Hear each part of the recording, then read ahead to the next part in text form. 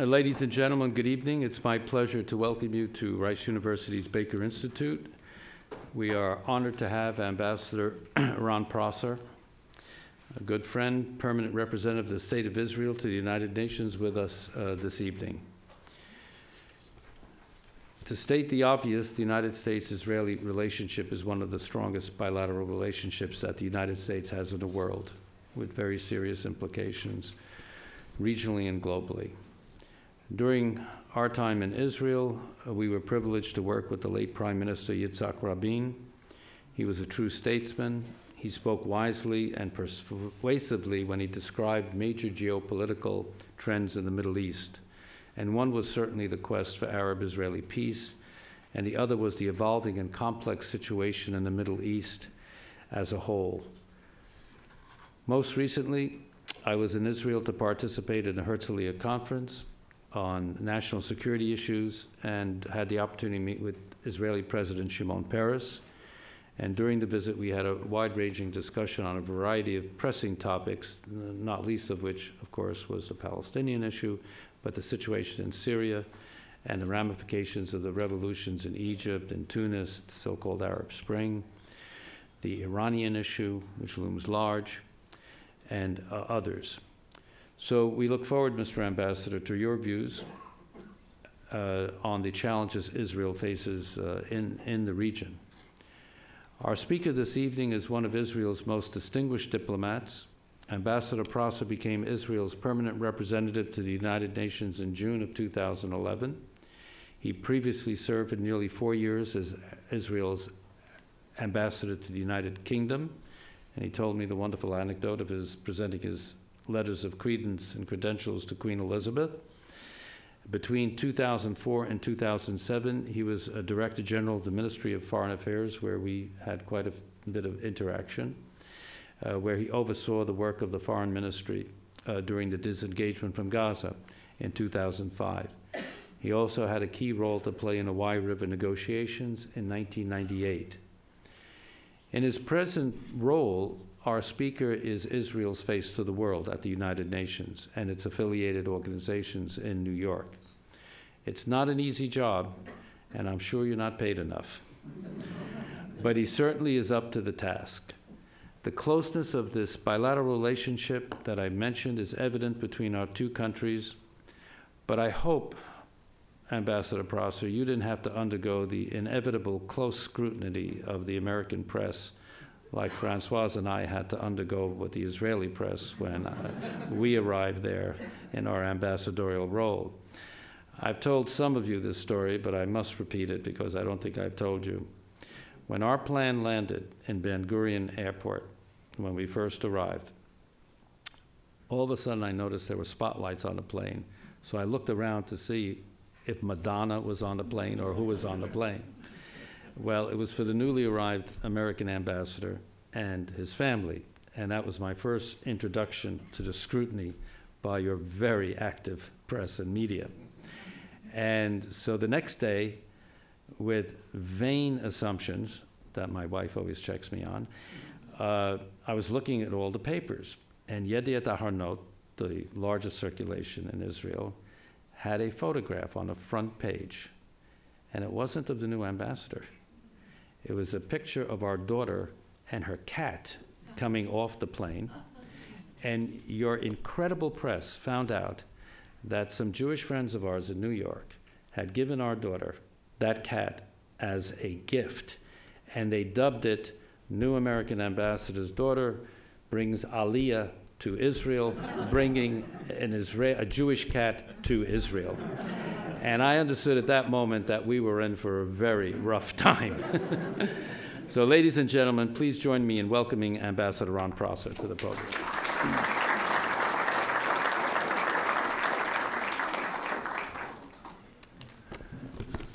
Ladies and gentlemen, Ambassador Jaredjian, bonsoir. First of all, it's a privilege and an honor to be here, and especially in the presence of not just an amazing colleague, but really, I think, one of the best representatives of American diplomacy in the world. And we miss you. We miss you in the ropes and in the ring. And we will be talking afterwards, but I always was amazing to hear your insights, and it's a real privilege being here. Look, I came to New York last June.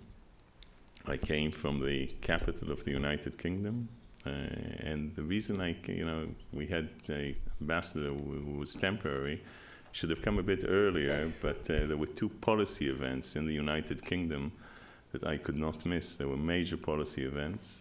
First was the royal wedding between Kate and William. Someone had to assume responsibility, and I did my best for you. The second was, of course, the Manchester United against Barcelona. Only then could I come to New York. And the first thing that I had to deal with was the Council on Human Rights. Council on Human Rights, it's like, we have beacons of democracy like Syria and Libya giving us guidance. It's like having Charles Manson run the crime investigation squad of the NYPD. And sometimes I had a feeling that the inmates have taken over the asylum. But the interesting part of this was that, in the Council of Human Rights, they have Article 4 that deals with human rights violations all over the world. Sudan, Syria, Yemen, you name it. And there's an Article 7 that deals with human rights violations only for Israel. Off the charts, right? Article 4, human rights violations all over the world, 193 countries, member states of the United Nations, and Article 7 that deals about human rights violations only for Israel. Out of the charts. I see you're perplexed. Yes, I was perplexed too.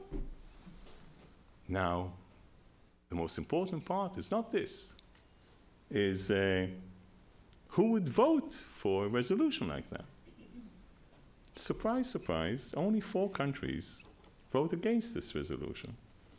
The United States of America, Israel, Canada, and the great empire of Palau. After the lecture, I will give you some guidance about Palau. But the interesting part is United Kingdom, France, Germany abstain. This is, I'm sure that the respective public opinion have no clue about this, but this is what you see in one of the organs of the United Nations. Of course, after the event, I asked my guys and I said, hey, where's the ambassador of Palau? I went to a building on the 15th floor, knocked on his door and said, Ambassador, I'm the representative of the State of Israel. I came to say thank you. He looked at me and he said, I'm 16 years the ambassador of Palau. No one came to say thank you to me. Since then, in every reception, he runs after me, Palau, Palau. But the point here, the point that I want to make is that concerning Israel, that's not double standards that we have to face. It's basically triple standards. There's one standard for democracies, one standard for dictatorships, and a special standard for Israel. Now, I have to substantiate that. There are things that are unbelievable that we have to deal with on a daily basis, which are off the charts.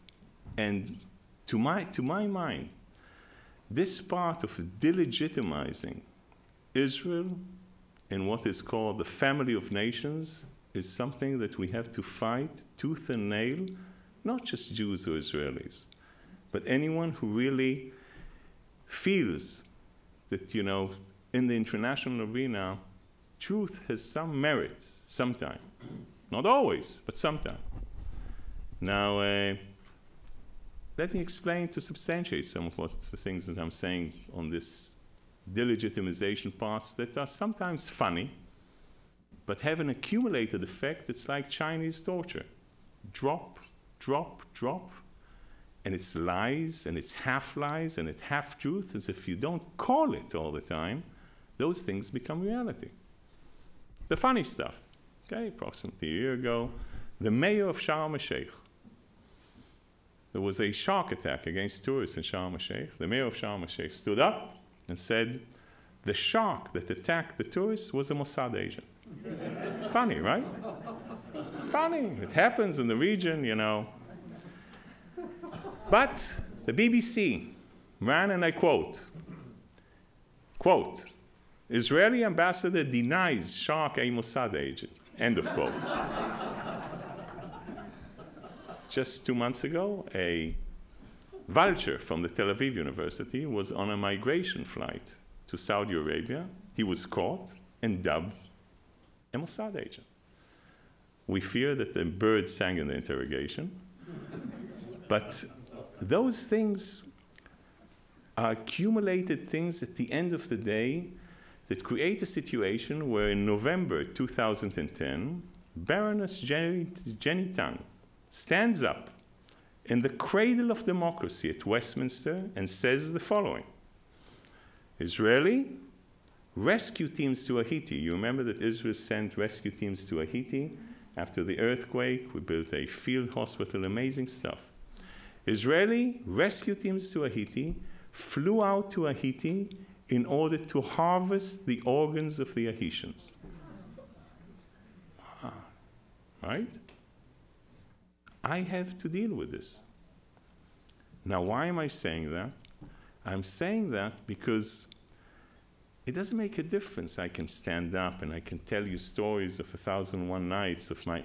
This is what I would call demonizing and delegitimizing, which creates a situation where basically Israel's right to defend itself on certain issues is being eroded, undermined, questioned, and basically says, yeah, you know, you have to take it on the cheek. I was the Director General of Israel's Foreign Service when we disengaged out of Gaza. Took out 22 settlements, 4 settlements out in the West Bank to show that there's political horizon. I generally believe that we were doing the right thing. Since then, 2005, 12,000 missiles have flown over to Israel. Green Line, 67 lines, no occupation, no settlements, 0 condemnations from the Security Council or on the... You hear from time to time someone saying, hey, you know, not such a good idea, but always balancing it, you know, with something else. Just think if from France, Calais in France, they would lobby missiles into Dover. You think that the citizens of Dover will be eating Dover soles quietly for lunch? Israel reacting, defending itself? No, you're not allowed to do that. One way or the other. And from my point of view, and especially here, it's important for me to raise questions for all of us. And why? Because when we hear things being repeated again and again and again, usually take it as a thumb rule. If people repeat things more than 10 times, begin to question the validity of what they're repeating. The Israeli-Palestinian conflict is the major conflict in the Middle East. You solve that, you solve all the other problems in the Middle East. How many times in the past did you hear that statement? Amazing, right? Again and again and again and again. Really? The Israeli-Palestinian conflict is the major conflict. You solve that, you solve all the other problems in the Middle East? Really? Syria, Egypt, Bahrain, Tunisia, Morocco. We have to solve it on our own merit. That's a different story. But solve that, you solve all the other problems? Absolutely not. One centrifuge in Iran doesn't stop spinning if we solve the Israeli-Palestinian conflict. Change a lot of things, but that is the major conflict. You know what the major conflict in the Middle East? The major obstacle? It's not settlements. Settlements, yes, doesn't make a difference where you stand politically. One can say it's a thorn in the eye, it's not constructive, ta-ta-ta-tam. The major obstacle to peace is the Palestinians' quest for the right of return, or what is called the claim of return. Why is that the major obstacle to peace? No one talks about. Because the Palestinians, even in Israel's political party spectrum, which, as you know, is quite diversified. Those on the left side of Israel's political party spectrum, holding on with the fingertips not to fall off the Rock of Gibraltar on the left side, would not sign a peace agreement that has the right of return with it. Because what does it mean? It means the end of the state of Israel in numbers, demographics. The only mathematical equation in political science, which is a mathematical equation, is the right of return equals the destruction of the state of Israel. Now you would say, and Ed would probably substantiate, oh, Ron, you know that in the negotiations, Palestinian leadership knows that it would have to forfeit the idea. Talk about symbolics. And I would say, yes, I know some of them say that. But on the public domain, no one talks about that as one of the things that they would have to, compromise on. Because what are the Palestinians basically saying? We want an independent Palestinian state, but we want our people to come to the Jewish state. Again, we want an independent Palestinian state, but we want our people to come to the Jewish state. The answer to that is no. Why no? Or people who don't understand, what parts of the word no don't you understand? The N or the O? It won't happen. Why is it important to say it publicly? We'll talk about the public domain in the Middle East. It's very important. Public domain is absolutely paramount. Why is it important to say that? Because the Palestinian leadership is not saying it to their people. You don't carry your people, and then when you try and make peace, where are the people? The people are not there. They're not aware of all this. So you think, okay, the American administration or the European leadership, which is always very, very vocal in articulating what Israel has to do in order to achieve peace, they usually mumble, stumble, and not say a syllable on something which is the major obstacle to peace. And this is, again, looking at things which, to my mind, are, at the end of the day, crucial in really achieving comprehensive peace. What is taking place before our eyes in the Arab world is not what Huntington talks about, which is a clash of civilizations, but basically a clash within a civilization. And this is amazing. A clash within a civilization between Shiites and Sunnites. What you see taking place is historical, is way and beyond what I thought I would be able to see in my life. And those things have direct effects on what we should be doing. When I say a clash within a civilization, just think of the Saudis, the Puritan Wahhabi Sunnites, suddenly having before their eyes the Iranians, not just they feel that the rope is tightening around their necks, and the Gulf states, and the effect on Egypt, and what goes on the, what I would call the Shiite crescent in Lebanon, Syria, Iraq. It's absolutely amazing. And things are taking place today that we not just, should look at, but look at the opportunities that arise. Because if you look at it, there are mutual interests here, suddenly between the Saudis, the Gulfis, and Israel, because of the fear of what Iran really stands for. And this is amazing to see, and you can see that in the United Nations, things that I wouldn't believe I would be seeing. The Saudi ambassador approaching the bench in the General Assembly, basically physically shaking and pointing on the Iranian ambassador, trying to take out the Saudi ambassador Abdul Jubair in the Washington Beltway. Never before. The Qataris, the Saudis, the others standing up against Syria. Syrian ambassador Jaffrey standing up in his usual filibuster and suddenly after he finishes talking, the Kuwaiti raises Kuwait, into a vertical move, which means I want to say something, and says, after I heard the Syrian ambassador, not only do I vote against Syria, I co-sponsor a resolution against Syria. Wow, Kuwaiti. So you have things taking place in the Arab world that have not taken place for years. And we have to be able to also push the Saudis and others who always have this tendency for years, and have traveled the Arab world, not like Ed, but very extensively.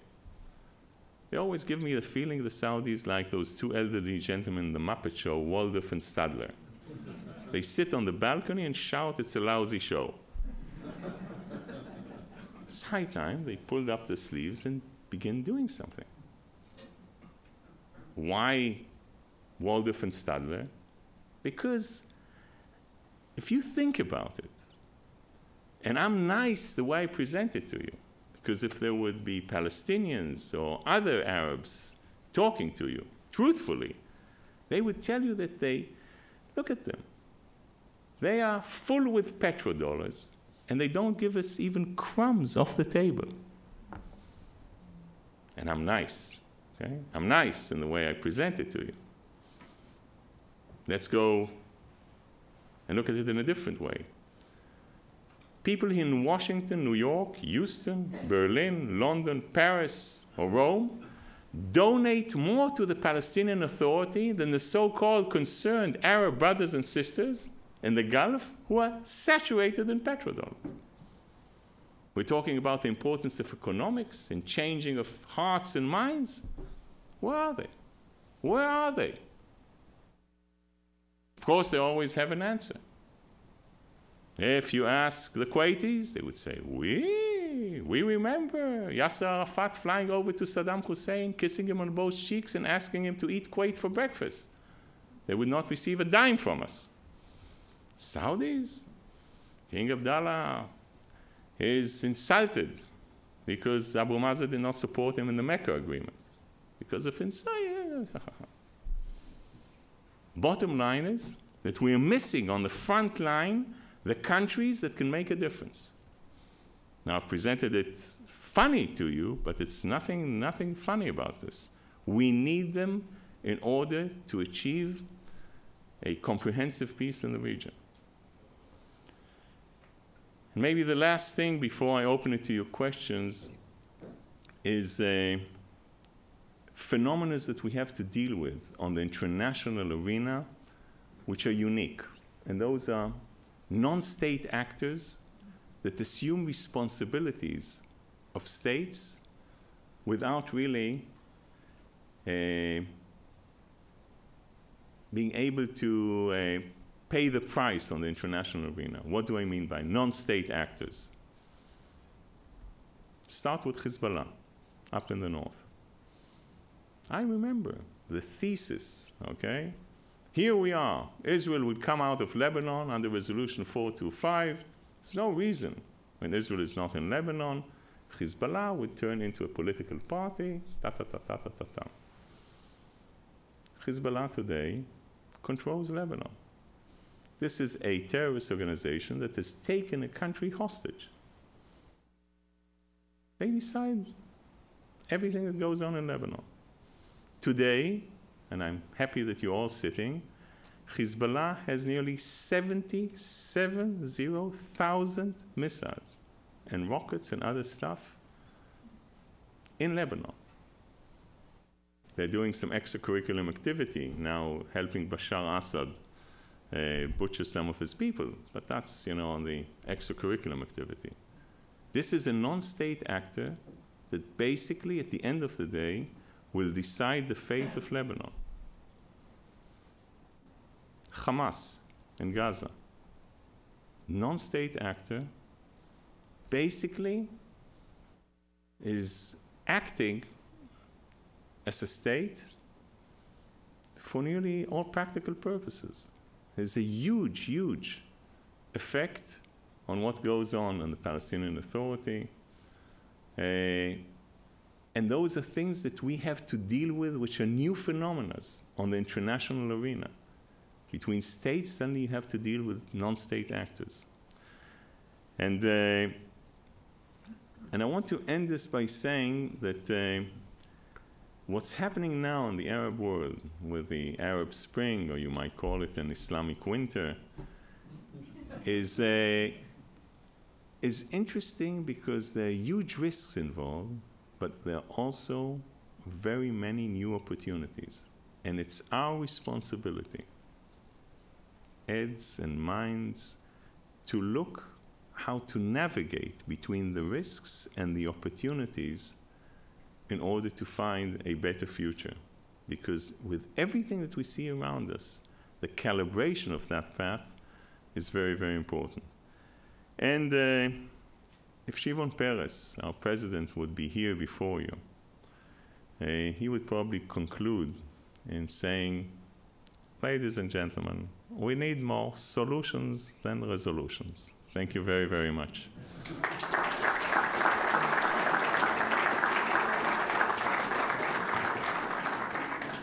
Okay, the floor is open to your questions. Just raise your hand and identify yourselves. Thank you very much for your candor. That was quite informative. Could you flesh out the arguments for us as to what is going on in Iran? Are there non-state actors that are leading it? Is it the government itself? And where do you think we are in dealing with them? Iran, no, Iran, it's not a non-state actor. Look, Iran is complicated. I'll start with the why it's complicated, and then, try and, find a remedy on an idea to how to move forward. It's complicated because you have a country which is 80 million, a country where 65% of the population is under the age of 35, a country whose population in general doesn't like its leadership, population that if you move from the outside against Iran, the population will probably rally with a leadership that it doesn't like. That's why, diplomacy is very interesting, because sometimes you have to make decisions out of very bad options. What's the best option out of the bad options? Iran is not just ideologically driven, which has a huge impact. Leave Israel now outside the equation. Leave it aside. Iran is directly influencing, like I said, Saudi Arabia, the Gulf states, Egypt. Iran is a real threat, and what happens inside Iraq? Its ideology, it's the chief sponsor and the chief funder of terrorist activities, undermining pragmatic Arab countries. I'm not using moderate Arab countries because that's a seminar by itself. But for example, Morocco. I don't know how many people know that Morocco cut diplomatic ties with Tehran approximately a year and a half ago. Why did it cut diplomatic ties? Because Tehran was working to undermine the Moroccan. So you have pragmatic countries in the Arab world understanding the fear of what goes on under their own regimes. Now, it's a combination of an Ayatollah regime with an ideology, with delivery systems, and the icing on the cake is nuclear weapons. Now, look at the behavior patterns of Iran without nuclear weapons, okay? How Iran behaves today. I gave you an example of, the Saudi ambassador in the Washington Beltway. Off the charts, crossing red lines.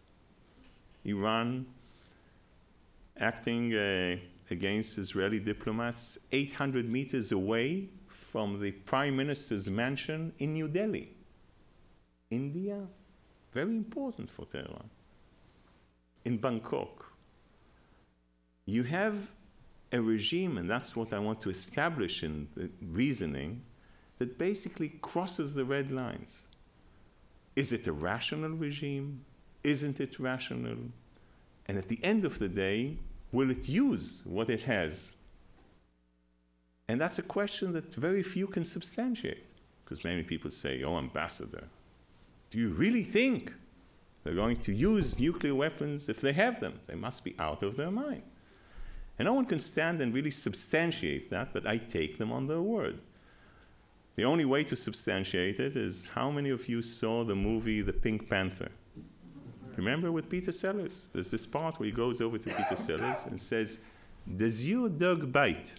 And Peter Sellers says, no. So he begins to pat the dog, and the dog bites him once. He looks at Peter Sellers and says, you said that your dog does not bite. He said, it is not my dog. This dog can bite. Now, to live under the feeling, okay, that yes or no, not many countries can live with that. And especially if you think again on what Iran sits on the potential oil reserves of Western democracies.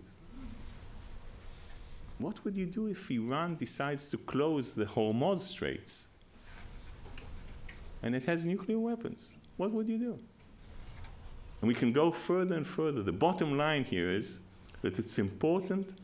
Iran's nuclear weapons program is on destination, and it's working fast. It's like this express train from New York to Washington.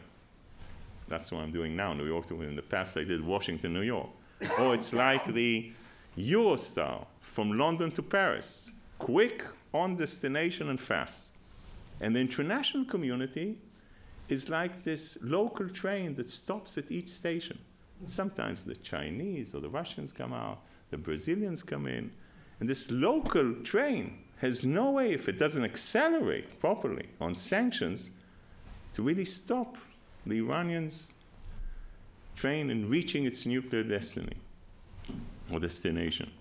So we can do a lot more on the diplomatic side, on sanctions, to pass the message to Tehran that there's a price tag to pay if they continue in that direction.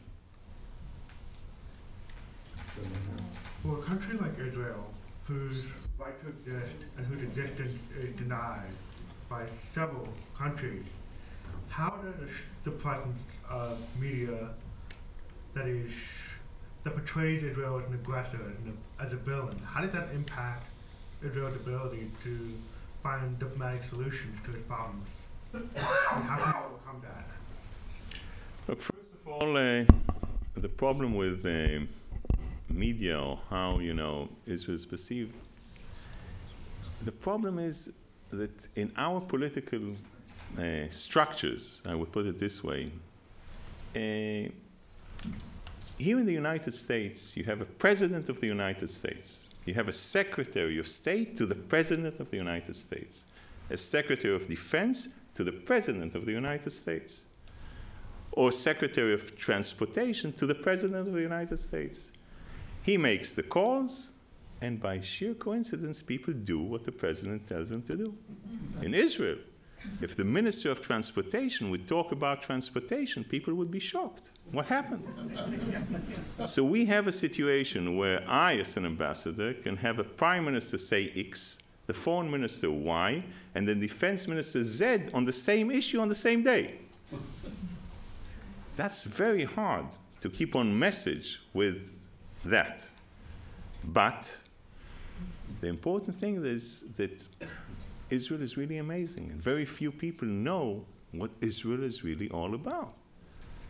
In 64 years, this small country, where we have the scientific evidence that Moses wasn't a great navigator, it took him 40 years to take the Jewish people out of Egypt, and he landed us in the only place where there's no drop of oil.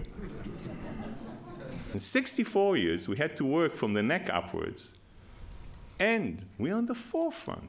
We are sending satellites up into space. Very few countries, 6 countries. Our satellites say shalom in space to very few other countries. We're on the cutting edge of nanotechnology. Instead of oranges, we were exporting orange mobile phones. Instead of apples, we're designing Apple computers. It's an amazing country. We are sending doctors, eye doctors, to the remotest place in Africa, under Tikkun Olam, in the former Soviet Union, in South America. Amazing stuff. Drip irrigation, water, renewable energy, cars, electric cars. And this is all Israel, with all the problems. 10 Nobel Peace Prize laureates, with all the criticism. This is part of what Israel is all about. And we're also willing, and don't forget that, to reach out to our neighbors. Anwar al-Sadat in Egypt, 1977, Menachem Begin, Likud, horrible guy, in parentheses. 3 years later, full peace agreement with Egypt, territorial concessions, same thing with King Hussein in Jordan. So Israel and the Israeli public is willing intangibles to reach out if someone really is out there to really make peace with us. Because we know at the end of the day, after everything else, that peace is paramount to Israel's existence. We're willing to pay a very huge price for that, but not to be the price itself of this peace. My name is Ron Young, and my question is, does it really matter who wins the Egyptian presidential election, or will relationships continue to deteriorate irrespective of the military guy or the Muslim brother guy? It matters, but a miracle is taking place before your eyes. By coincidence and not by coincidence, you don't hear Israeli politicians talking about what's happening in Egypt. This is, after Hanukkah, a huge miracle. Why aren't we saying anything? We're not saying anything because anything we would say, and the continuation of the sentence is obvious. Is it important? Absolutely. Do you hear us saying anything? No. Am I going to say anything publicly? The answer is no.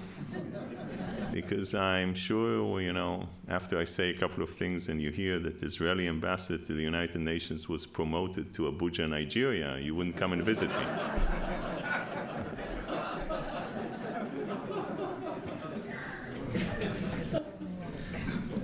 Please.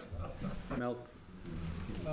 Would you comment on the work that UNRWA does, correlate that with the definition of refugee, with your discussion of right of return, and with the recent Mark Kirk amendment requiring an annual census as to how many clients of UNRWA are 48 refugees, how many are the children of, how many are the grandchildren, how many are the great-grandchildren, etc.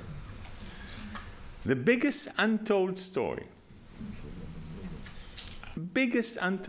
of the refugees is the story of Jewish refugees from Arab countries. 850,000 Jewish refugees from Arab countries came to the state of Israel in its infancy. They came to the land of milk and honey, without milk, without honey, and without money.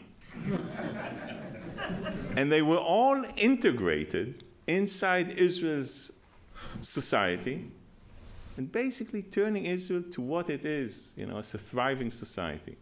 So the refugee status of those people who were expelled from Arab countries, who had huge, you know, Iraq, they came with nothing, families that were very, very well off.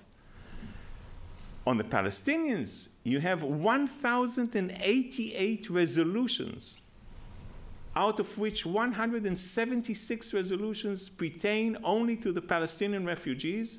And how many resolutions on Jewish refugees? 0. What happens with UNRWA and what UNRWA is doing on the past? They are perpetuating the issue of refugees, abusing in order to create a situation where you have people who are second and third generation on the issue of refugees. So it doesn't help to solve the problems, it's helped to really keep them there because it is needed for political interests. So it's very clear that this should change, but change in, you know, trying to do something positive, because at the end of the day, we have to do something positive for the people themselves. This is the essence, just not politics.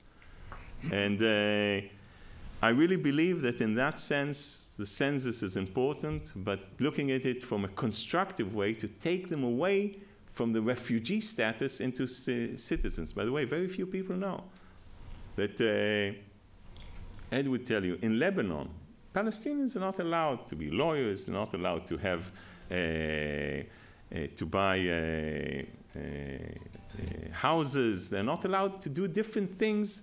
I'm not talking about Kuwait and other places. So it's important to take them out of this refugee status for the benefit of everyone in the Middle East, and especially the refugees themselves. Maybe last question? Yes. Is the peace with Jordan growing colder, the absence of the ambassador, the actions of the professional societies? How do you... Okay. First of all, you can ask me that also about Egypt and Jordan. This is maybe a place to say that we have, I think we've made a mistake in the past, because of all the problems that we have with borders, refugees, 67 lines, Jerusalem, we put something aside which is very, very important to the foundations of achieving peace, and that is education. Education, education. School books, what you teach the second generation. And what did we say? We said with Egypt, oh, we have that. Okay, so anti-Semitic stuff in the papers and the media and the intellectual parts. Okay, no, we won't. This has to be part and parcel of what, when you sign a peace agreement, this has to be part and parcel and something you really look at. And you say, hey, just a second, that's off the charts. This is anti-Semitic. This is you can't write school books this way. In Israel, with all the problems, you can't really rise in Israel's political, echelons or in the professional echelons with holding certain, off the charts, and I don't even want to repeat them. So, to my mind, the issue here is education, and it's not enough to have that connection just with the ruling families or, with the structures in the... It's not enough. So what you see here is colder than what you saw in the past. I can tell you that bilaterally, in different cooperation, especially under the radar screen, there's huge cooperation between Israel and Jordan that has to be kept the way it is. But you're right that on the public domain, which is very, very important in the Arab world, things are not as rosy. One more last question from the audience. Yes, sir. Could you comment on what's going on in Syria today, and if there's anything, how that would affect what Israel's view of this is? Yes, we talked about it. You have really the #1 expert here, so I feel humbled in Ambassador Jerajan's presence. But I would say that, look, Bashar Assad, where can I start with Bashar Assad? Bashar Assad, I think, is the only ophthalmologist I know that cuts the vision of his own people every day. But the situation is that it doesn't make a difference where you come from, what religion you belong to, or what politics you preach. No one, but no one can stand still or be shtum when something like that happens, when children and women are being butchered day in and day out. Now, what does it mean in practicalities?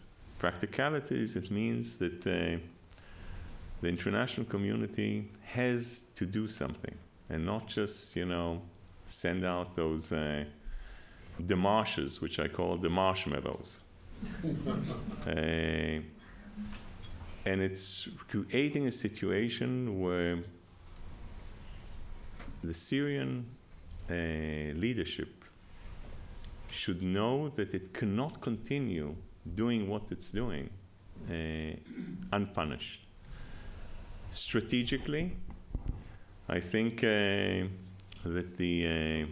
and you see that, both the Iranians and Hezbollah are on the advisory committee, sitting on the front line and really taking down many Syrian citizens. And I can say in the UN, the Security Council, I see the Russians stopping anything that one has to suggest on Syria. And it's really, really hard, I think, for people with good faith that look at this situation from that angle. I see more and more that, especially now in New York, there's more and more things that are happening that hopefully would lead to something more substantial on Syria. It's interesting to see, and when I say that, it's, you know, I look at it and I see the different interests, and you say, beyond interests, at a certain stage, there's also this moral issue that is important for all of us as human beings. And I stood up in the General Assembly as Israel's ambassador to the United Nations and spoke publicly on this issue that I just told you, knowing very well that the Syrian ambassador is going to stand up and say, oh yes, Israel is all behind this and all this. But the funny thing is that his own people don't believe him. The Arabs are laughing. And it's obvious that we cannot be, as Israel, on the front line of articulating this every day because we are not doing the positive thing because others would be running away. But this is something that cannot continue, and it's important to really raise also in the public domain as much pressure as possible. And I'd like to say one thing maybe to the end, that I've really been in the diplomatic service for many years, and as you know, here at the UN, I really believe that what we are seeing, what we are seeing taking place in the world now, especially in the Middle East, is absolutely historical. And there are many opportunities out there, and we should try and utilize them. And it's not easy. It goes sometimes against our basic instincts, but that's why I get those annual bonuses at the end of the year. Thank you very, very much. Thank you. Very good.